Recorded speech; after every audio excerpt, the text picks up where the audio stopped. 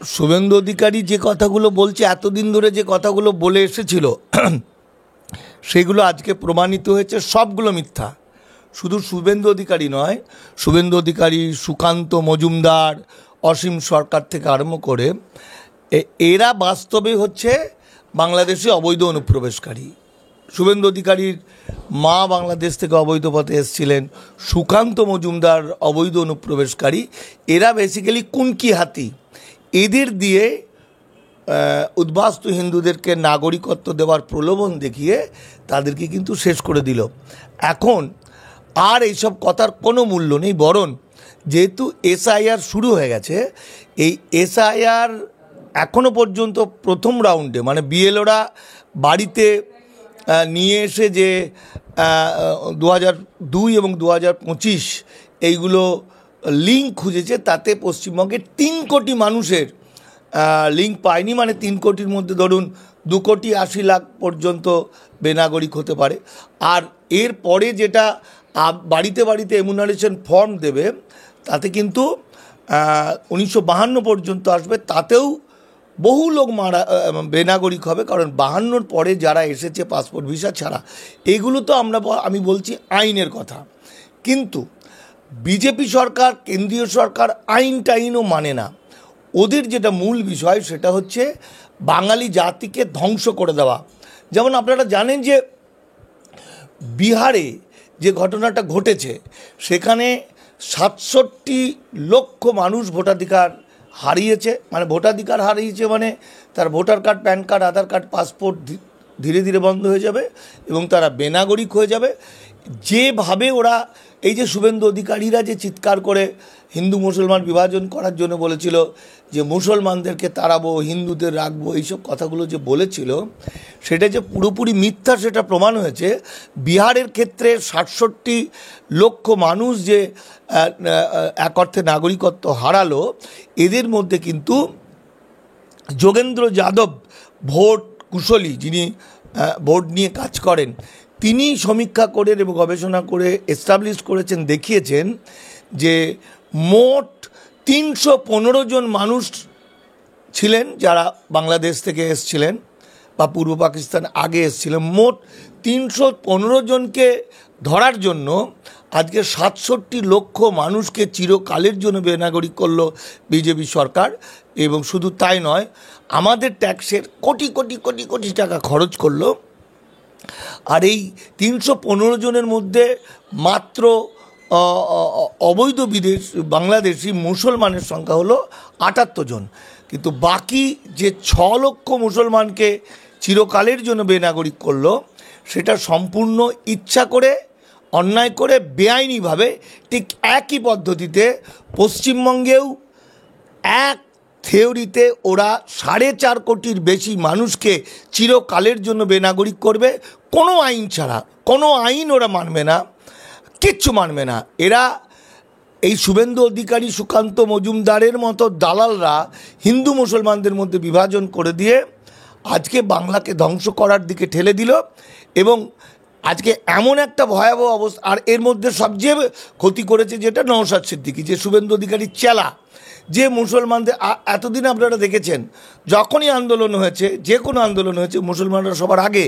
কিন্তু এখন দেখেছেন এসআইআরে কিন্তু মুসলমানরা আন্দোলন করছে না, কারণ মুসলমানদের অনেক বড় বড় নেতারা, সংগঠনরা এক অর্থে স্যারেন্ডার করেছে ভাইজান নওশাদ সিদ্দিকীর কাছে। আর নওশাদ সিদ্দিকীকে প্রমোট করেছে বিজেপি, আরএসএস, শুভেন্দু চেলাসে। যে কারণে আজকে শুভেন্দু অধিকারী, নওশাদ সিদ্দিকীর যে হালটা হয়েছে, আর কিছু দিনের মধ্যেই মানুষ এমনভাবে তাড়া করবে, জানি না শুভেন্দু অধিকারী, সুকান্ত মজুমদার থেকে শুরু করে বিজেপির নেতারা বাঁচতে পারবে কিনা। এদেরকে মানুষ দৌড় করাবে, বাংলা থেকে দৌড় করাবে, এরা পালানোর জায়গা পাবে না। হ্যাঁ, এবার ভাবুন কথাটা, সুকান্ত মজুমদার যে কথাটা বলছেন মুসলমানদের গুলি করে মারবেন, এই কথাটা বলার মতো সাহস সঞ্চার করেছে বলেই তো সে মারা গেছে।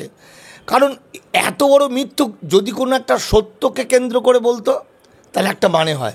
কিন্তু টোটালটা মানুষকে কতদিন ভুল বুঝিয়ে রাখবে। এই যে বলল যে কালকের টিভিতে দেখছিলাম অমিত শাহ বলেছে 2026 সাল পর্যন্ত যারা বাংলাদেশ থেকে এসেছে অবৈধ পথে, যারা শরণার্থীরা এসেছে, তাদের কোনো অসুবিধা নেই, তারা এসআইআরে বাদ গেলেও তারা নাগরিকত্ব পাবে। এই যে শরণার্থী শব্দটাকেই ওরা ভুল করে দিচ্ছে। শরণার্থী মানে বৈধ পথে এসেছে যারা পাসপোর্ট ভিসা নিয়ে এসে লং টার্মে ভিসা নিয়েছেন। যারা তা নিয়ে আসেননি এই কাগজপত্র, তারা ইল্লিগাল মাইগ্রেন্ট। এরা মানুষকে মিথ্যা কথা বলেছেন। এই যে সুকান্ত মজুমদারের এত বড় সাহস যে কিনা বলছে মিলিটারি দিয়ে গুলি করে মারবে, আমি অবাক হয়ে যাচ্ছি। গণতন্ত্রে একজন মন্ত্রী সে এইভাবে কোনো কথা বলতে পারে কি না? একজন প্রফেসর, এত অশিক্ষিত মানুষ, অথচ দেখুন সত্যি সত্যি যদি এই কথাটা ও ভাবে বলে থাকে হৃদয় থেকে, মানে ওপরের চাপ থেকে নয়, তাহলে মিলিটারিরা গুলি করবে না। মিলিটারিরা গুলি করলে শুভেন্দু অধিকারী এবং সুকান্ত মজুমদারদের গুলি করবে কেন? না, তার কারণ হচ্ছে যে এই মিলিটারিগুলো আমাদেরই আত্মীয় স্বজন, গ্রামগঞ্জের মানুষ, যারা চাকরির দায়ে চাকরি করছে, এবং এসআইআরে তাদের অনেকেই আত্মীয় স্বজনরা বেনাগরিক হয়ে যাবে। শুধু তাই নয়, মুসলমানদের নামের বানান ভুল থাকার জন্য সে বেনাগরিক। যারা যুগ যুগ ধরে ভারতবর্ষ বাস করছে, ভারতবর্ষের প্রকৃত নাগরিক, তার কোথায় বানান ভুলের জন্য দায়ী তো সরকার। ফলত মানুষ জাগতে শুরু করেছে, চারিদিক থেকে মানুষ জাগতে শুরু করেছে। কোন এই যে আসামের ক্ষেত্রে যেটা ঘটেছিল, যে কোন কোন জাতি, হিন্দু কত, মুসলমান কত বাদ হয়েছিল, এগুলো টোটালি প্ল্যান থাকে। বিজেপির একটা পরিকল্পনা থাকে, সেই পরিকল্পনা অনুযায়ী ওরা কাজ করে, ওরা ব্যাক ক্যালকুলেশন করে, মানে সিদ্ধান্ত নিয়ে নেয় এত লোককে বাদ দেবো, তারপর ওরা হিসাব করে। এটা শুভেন্দু অধিকারী ঠিকই বলেছে, বিজেপির একটা পরিকল্পনা, আগে থেকে প্ল্যান আছে এত লোককে বাদ দেবো। কারণ 2028 সালে পশ্চিমবঙ্গে ডিলিমিটেশন মানে হচ্ছে 1973 সালের পর থেকে ডিলিমিটেশন হয়নি, মানে জনসংখ্যার ভিত্তিতে এমপি, মানে অংশীদারিত্ব, ভারতবর্ষের অধিকারের অংশীদারিত্ব। সে জায়গায় বিজেপি কেন্দ্রিক যে সমস্ত উত্তরপ্রদেশ, মধ্যপ্রদেশ, রাজস্থান, মহারাষ্ট্র, গুজরাট, এইগুলো তো দেখবেন বাচ্চার সংখ্যা বেশি, এদের জনসংখ্যা বেশি বেড়ে গেছে, ফলে ওখানে এমপি কিন্তু অনেক বেড়ে যাবে। আর পশ্চিমবঙ্গের 4.5 কোটি 5 কোটি ভোটার বাতিল করতে পারলে পশ্চিমবঙ্গ হয়ে যাবে 17টা, 18টা, 16টা এমপি। ফলে পশ্চিমবঙ্গের কোনো বার্গেনিং পাওয়ার থাকবে না।